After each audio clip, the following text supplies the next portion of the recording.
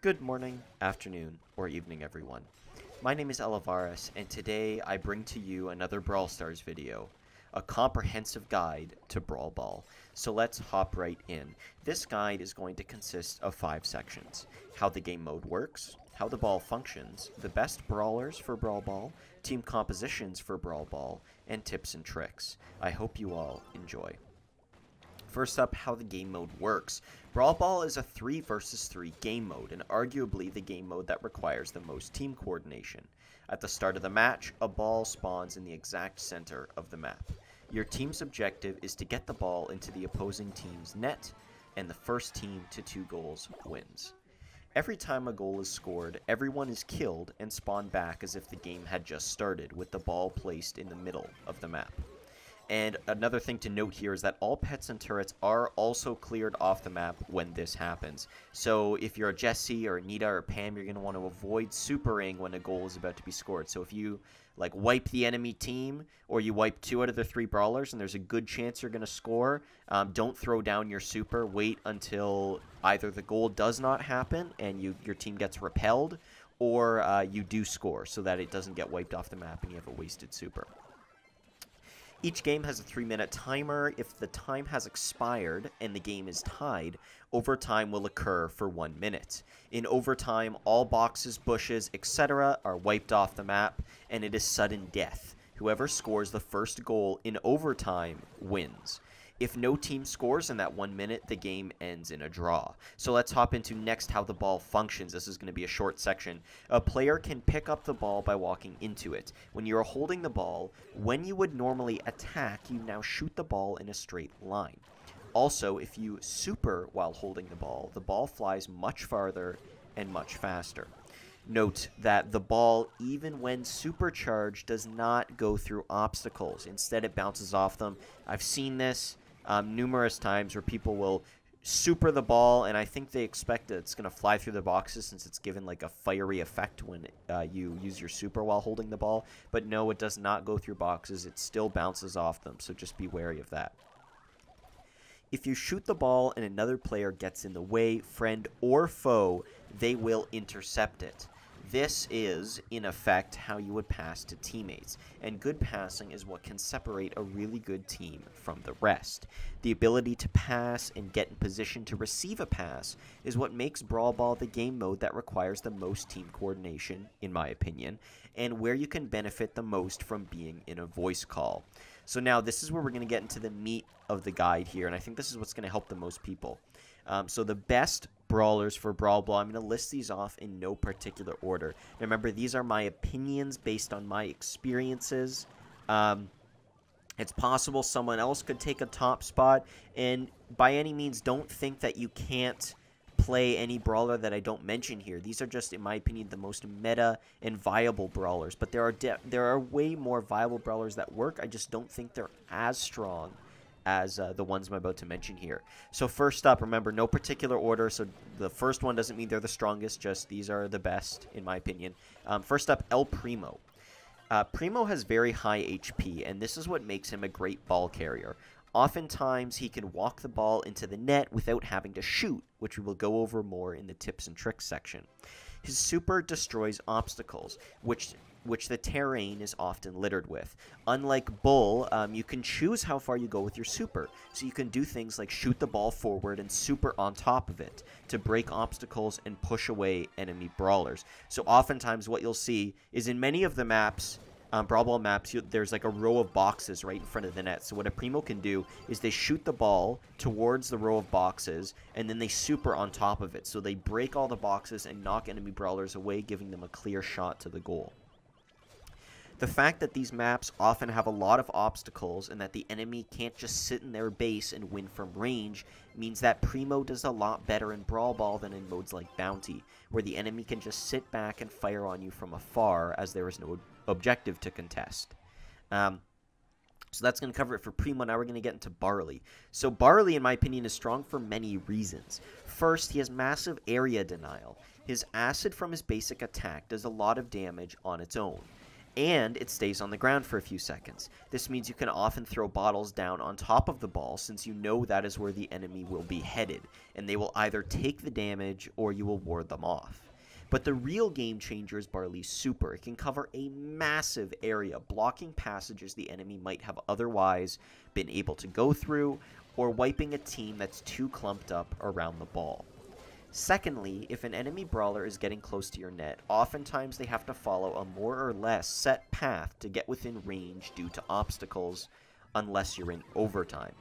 This predictable pathing is great for Barley, as he can throw his acid in the path the opposing brawler needs to take, and he can do so from relative safety behind an obstacle.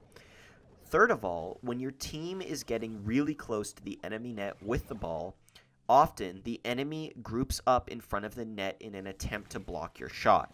This provides a very high value target for your super and can often result in a complete wipe of the enemy team.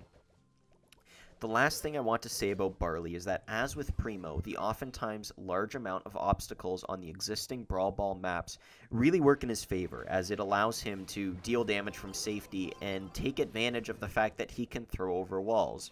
So if there are walls, it means he can't get hit, but he can hit other people and take advantage of their predictable pathing they need to get to your net. So you might be wondering why Dynamite doesn't fall into Barley's category, and this is for two reasons. First, his super or basic attacks don't provide as much area denial, as they don't stay on the ground and continuously deal damage, and his super does not cover nearly a wide enough area in comparison to Barley's. But second, and this is a big one, we will go into him shortly, but Mortis is a very good brawler in Brawl Ball and is very prevalent. And Mortis is probably Dynamite's weakest matchup. So due to how prevalent Mortis is in Brawl Ball, Dynamite is weakened as a result. It's like an indirect nerf to Dynamite in the game mode, because Dynamite's weakest matchup is Mortis, and the reason for this is because his Dynamite sticks take time to explode, and Mortis can dash irrationally. So, not irrationally, erratically. So it's very hard for you to actually hit your shots on a Mortis. So because Mortis is so prevalent in this game mode, Dynamite is weaker as a result. Third, and we're going to have a tie kind of for well, not really a tie since this isn't ordered in any specific way. We're going to have two brawlers here since they're so similar, Colt and Ricochet. They are both very strong because they have some of the highest damage output per second in the game. This makes them very good at taking out those tanky brawlers like Primo and Bull that you often see. Alongside this, their low reload speeds mean they can continuously pin down enemy brawlers trying to get the ball.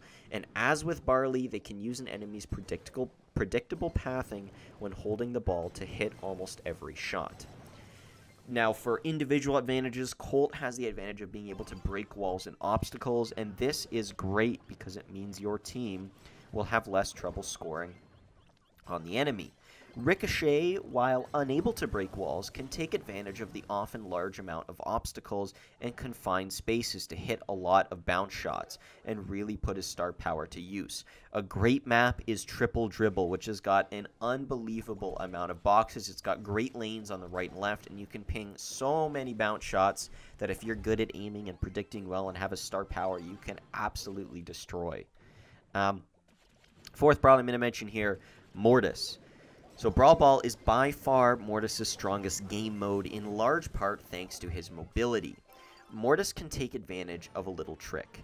If he throws the ball and dashes in the same direction immediately afterwards, and you'll see some gameplay of this. I don't normally play Mortis in Brawl Ball, so I'm also using tap, which is a lot harder to do. Your almost immediate dash when you're using tap, because you have to slide your finger and let go instead of just tapping. But you should see some of this gameplay. If you throw the ball and dash in the same direction immediately afterward, you can pass the ball mid-dash. So you throw the ball, and if you dash right away, you actually pass the ball as it's flying, and you can pick it up at the end of your dash. So this makes Mortis able to travel a large distance very quickly. And this is with holding the ball. So he can basically go as far as he can normally, but take the ball with him. So 3 dashes gets Mortis very far in comparison to how far a lot of other brawlers can move, and being able to take the ball along with you during that 3 dash distance is huge, and it makes him so mobile. If a hole in the enemy line opens up, like a brawler dies, Mortis can often just dash right through the opening and score before the other team knows what's happening. It's absolutely incredible. But before I move on, I want to mention a quick tip regarding Mortis. So oftentimes I see Mortises dash right towards the ball at the start of the game or after a goal. Because remember, after a goal, everyone dies, all pets and turrets are wiped off the field, and everyone's put in their spawn locations, and the ball's dropped in the center again. So oftentimes after a goal or at the start of the game, I'll see a Mortis just dash right for the ball. And while, yes, it is great to get possession early, a lot of the time people know the Mortis is going to go for the ball and can lay down so much preemptive fire that the Mortis gets obliterated before he can do anything. When I play Mortis in Brawl Ball, I like to hang back a bit and wait until the smoke clears, so to speak, before I barrel in after the ball. So yeah, don't be that guy who charges in a direct straight line for the ball and then gets the crap beaten out of him when bottles of acid fly in and you've got Colt shots and ricochet shots or Bull and Primo and everything, and just everyone knows you're going there, so they all shoot in that direction, and that can lead to your swift death if you're not careful and preemptively plan. So now we're going to go into team compositions. This isn't going to be a big section because there are so many possible team compositions, but I want to give you an overview of what I think a successful team composition should look like. So my ideal team composition for Brawl Ball is one Bruiser, and this is a tank that can deal a lot of damage like Primo or Bull. One Thrower, so Dynamite Barley, and you want them for zone control, and one mid to long range DPS. So someone who deals a ton of direct damage from mid to long range like Brock, Colt, Spike, or Ricochet. Now, the Bruiser is the one who would be controlling the ball and taking the shots ideally. You want your damage deal. Your throwers and your mid to long range DPS are your big damage dealers. They're the one who are going to take out the enemy brawlers, so you don't want to have them derping around with the ball when they should be doing all the damage. So ideally, the Bruiser's the one who should be holding the ball because it's harder for him to get shots in as he has to get really close to the opponents. So if you want to put Mortis in your team, I would replace the Bruiser with him as Mortis then takes over as the new ball carrier. Since that's all Mortis does. He basically sits around, he tries and grabs the ball. If he can't, he tries to hop in and maybe kill an enemy squishy at some point. But he grabs the ball, and he kind of waits until the damage dealers of the team manage to take out an enemy brawler. Let's say there's 2 brawlers on the left side of the map and 1 on the right. If your DPS can kill the brawler on the right side of the map, that opens up a huge opening, and then Mortis can just dash right in and go for an easy goal. So Mortis is just waiting. Like, he's an opportunist. He's just waiting for a hole to open up in the enemy line and gunning for it and trying to get that goal. So because Mortis is holding the ball, and because that's what the Bruiser would do, you'd replace one with the other when you want to put Mortis in your team. So with all that said, my ideal team composition would be an El Primo or a Mortis, a Colt or a Ricochet, and Barley. And the reason why I wouldn't put Dynamite here again is because Mortis is so prevalent and Dynamite struggles a lot against Mortis. So one disclaimer here, as with all game modes, you don't need to play these brawlers to win. There are plenty of other strong picks that can do well, and winning is, as usual, more of a factor of picking who you are most comfortable with and know you can do well on, rather than playing the meta brawler. Now, obviously, this comes with a little bit of a disclaimer again, because you can't just play any brawler in any mode and say, oh yeah, this will work out fine, I expect to win. Obviously, you want to pick someone who's at least well suited to the mode, but you don't need to be playing the best person in that mode to pull out the victory, is basically what I'm trying to say. So now let's hop into the last section here, tips and tricks. So to wrap this guide up, there are a few tips and tricks I can give you to help you in your Brawl Ball play. So the first trick is pass to the enemy. This might sound counterintuitive, but hear me out here. Oftentimes, when an enemy brawler is closing in on your position, it is better to pass them the ball so they have to shoot the ball instead of attack. while you can attack freely. Because remember, if you're holding the ball, your attack gets replaced with shooting the ball. So if you give them the ball, they can't shoot. Instead, what they do is they just shoot the ball, so which isn't doing any damage. The ball doesn't do any damage when it hits you. You just pick it up. So you pass them the ball, so they can't do damage to you, and you can attack. This can allow you to get the jump on them and gain the upper hand, or even kill them. Tip number 2, walk the ball in. As I alluded to with Primo, you don't have to shoot the ball to score. You can walk into the net while holding the ball, and there are many circumstances where this is the right choice to make. Walking the ball in provides 2 distinct advantages. First, no one on the enemy team can intercept it, as they can when you shoot. And second, you don't have to worry about missing. There are a few maps where the goal is pretty small. A notable case here is Pinhole Punt, as you might expect from the name. The goal is pretty small until you destroy the boxes. I've seen and made, unfortunately, a lot of shots that have just barely bounced off the post because the goal was too small and I didn't aim it just that tiny bit more to the right. So if you walk the ball in, then you don't have to worry about having those unfortunate occurrences. But all that said, walking the ball in is definitely situational. You need to, for the most part, be on a brawler with high health like Primo, and the damage dealers of the other team must either be dead or unable to reach you in time to kill you.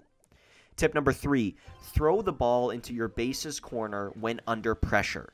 So this can be done to temporarily safeguard the ball while under heavy pressure. Instead of passing it to the enemy while they close in, or hold it and be unable to shoot, you can throw the ball back into your corner while you try and fend off the enemy advance. This makes sure the enemy will be hard-pressed to reach it, and if they do, they are confined enough that you can easily kill them. So that is just about going to wrap it up for this guide. I'd like to thank you all for watching. I hope you found this guide useful. If you have any feedback, questions, or you would like me to expand on any given point, feel free to ask in the comments. So yeah, I'd like to thank you all for watching. I hope you have a great rest of your day. Cheers, guys.